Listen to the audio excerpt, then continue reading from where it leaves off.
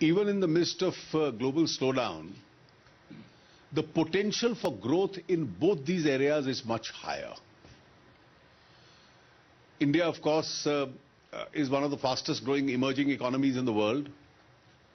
Africa, because of its natural resources and for the long distance it still has to cover, it certainly has a huge potential for growth. It has a huge potential for investment. And as your question very rightly pointed out, India, on account of traditional historical ties, has a natural affinity with Africa. And therefore we are looking forward for the kind of cooperation, as the Secretary Economic Affairs mentioned in his opening comments and I mentioned, for using our potential for development within Africa itself. So the lines of credit which we have issued, and these can obviously be worked upon and improved further, expanded further. Our potential for our service sector growth in Africa, and this can extend from our capacity at building highways, our capacity at building ports, our capacity at building new townships where we are learning ourselves, our telecommunication sector which is fairly developed. And therefore these are all areas in which Africa also has a long distance to cover. And therefore when you speak in terms of an Indo-African partnership, I think these are all areas, and not necessarily looking at the resource rich South Africa from that point of view. Of course, all these will be a part of mutual trade advantages to both of them.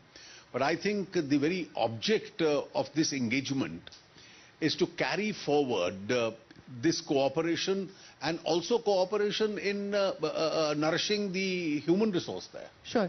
If I could just take that point forward, sir, and ask you about specifics in terms of the aspiration and where we actually see this partnership. Because oftentimes the comparison is made between how much the bilateral trade between China and Africa is and where India stands. In FY15 at about $70 billion, of course it has seen a significant increase, but compare that to China at $200 billion. What is the aspiration when we talk about India and Africa in terms of bilateral trade and investment? You see, in terms of opening out and in terms of rapid growth rates, China had a few decades advantage over us.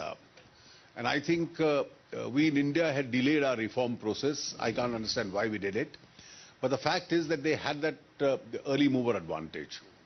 China also had the advantage of having almost for 3 decades grown at a very fast pace.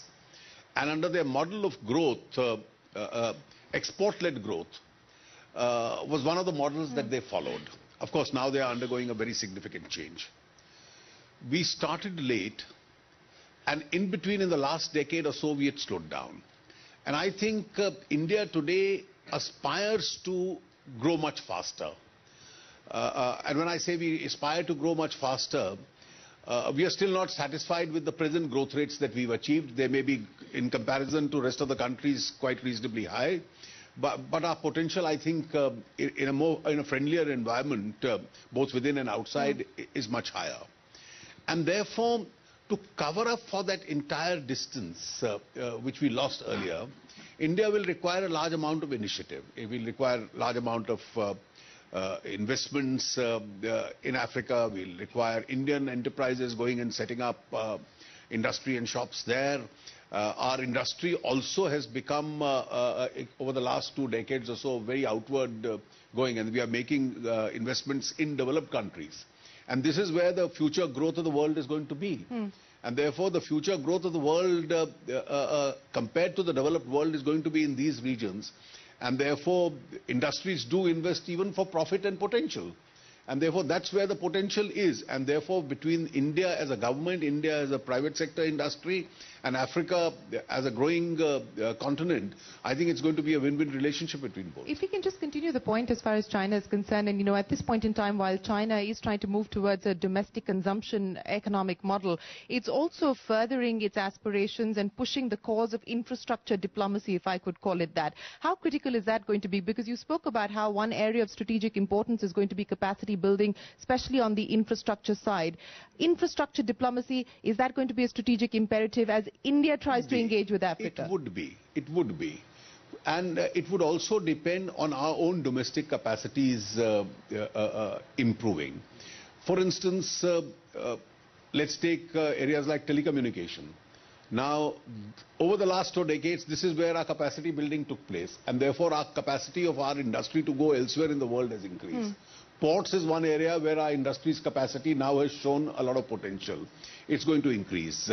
Renewable energy is one area where our own potential has increased, and therefore our industry is going to go outside and invest in those areas. During the period which we are now trying to revive, our highway programs itself. Now, these are all areas in which our own capacity building has significantly improved.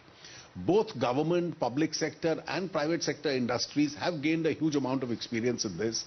And I think whether it's, you call it infrastructure building or an infrastructure diplomacy, this is inevitably going to happen.